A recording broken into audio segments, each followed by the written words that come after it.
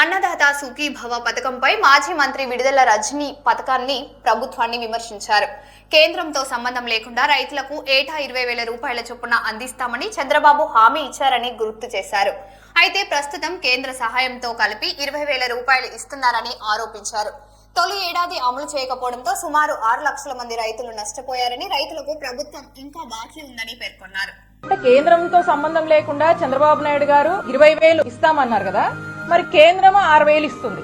మరి కేంద్రంతో పాటు కలుపుకుంటే 26,000 కదా ఏటా. అలాంటిది మరి 2 సంవత్సరాలకు గాను 52,000.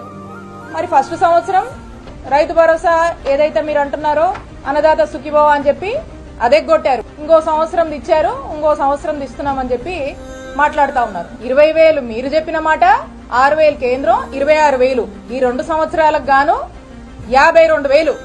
ప్రతి రైతుకి మనం చూసినట్టయితే ఇప్పటిదాకా మీరు 20,000 ఇచ్చారు.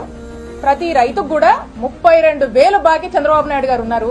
దీనికి సమాధానం చెప్పాలి చంద్రబాబు నాయుడు గారు. ఈరోజు ఏదేదో మాట్లాడుతా ఉన్నా. 7 లక్షల మందికి కోత పెడతా ఉన్నారు.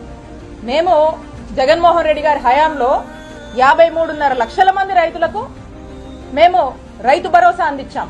అర్హత ఉన్నటువంటి ప్రతి ఒక్కరికి చాలా ట్రాన్స్పరెంట్ గా శాచురేషన్ పద్ధతిలో అన్ని పథకాలు ఇచ్చాము. అందులో రైతు భరోసా కూడా చాలా చక్కగా అమలు చేశాము.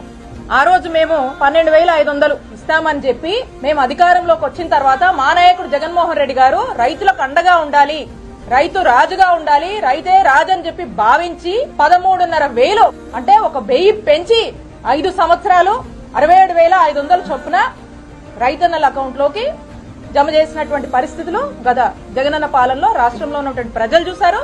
మరి అలాంటి పరిస్థితి నుంచి ఈ రోజున మీరు ఒక 7 లక్షలు కోత పెట్టి పైగా మీరు మాట్లాడుతా ఉన్నారు.